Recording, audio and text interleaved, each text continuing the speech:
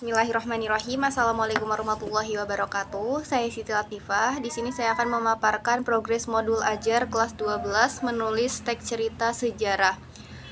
Progresnya itu pada pertemuan kedua dan pertemuan ketiga. Pada pertemuan kedua ini, materi pembelajarannya itu mengonstruksi nilai-nilai dari informasi cerita sejarah dalam sebuah teks eksplanasi. Alokasi waktunya 2 kali 45 menit. Adapun kegiatan pendahuluan 10 menit, kegiatan inti 70 menit meliputi orientasi, merumuskan masalah, merumuskan hipotesis, mengumpulkan data, menguji hipotesis, merumuskan kesimpulan, dan terakhir kegiatan penutup selama 10 menit.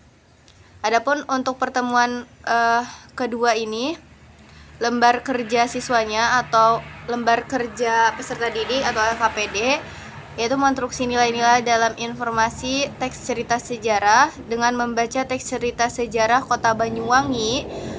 Tugasnya itu mengidentifikasi informasi pada setiap paragraf, nilai-nilai apa saja yang terkandung dalam teks cerita sejarah di atas. Yang kedua, mencari sebanyak 10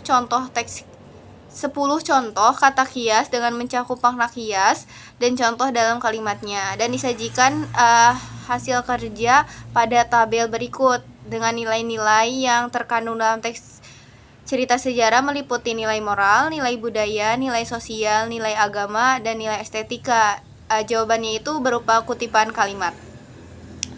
Pada pertemuan ketiga, materi pembelajarannya itu menganalisis kebahasaan cerita atau novel sejarah. Alokasi waktunya itu 2 kali 45 menit, kegiatan pendahuluan 10 menit, kegiatan inti 70 menit yang meliputi eksplorasi, elaborasi, dan konfirmasi. Dan yang terakhir yaitu kegiatan penutup selama 10 menit.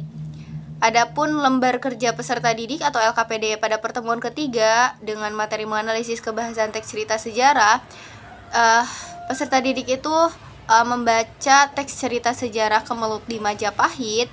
Lalu tugasnya itu membuat kelompok dengan jumlah 2 orang dalam satu kelompok. Setelah itu setiap kelompok membaca teks novel sejarah Kemelut di Majapahit.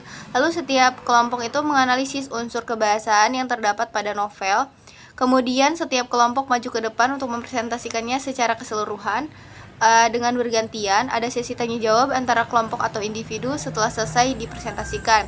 Adapun unsur kebahasaannya itu meliputi kalimat bermakna lampau, kata yang menyatakan urutan waktu atau konjungsi temporal, kata kerja tindakan atau perbuatan atau verba material, fungsi keterangan tempat dan waktu, dan konjungsi kausalitas. Hanya ditulis kutipan teksnya saja yang menyatakan unsur kebahasaan tersebut. Mungkin itu saja yang dapat saya sampaikan. Terima kasih. Wassalamualaikum warahmatullahi wabarakatuh.